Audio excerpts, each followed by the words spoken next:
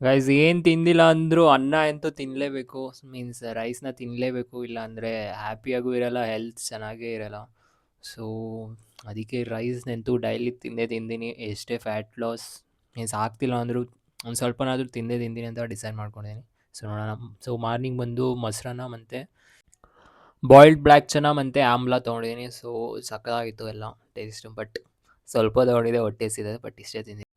So ಇದಂತೂ ನನ್ನ favourite meal. Soya chunks rice ಮತ್ತು ಮಿಲ್ಕ್ ನನ್ನ ಫೇವ್ರೇಟ್.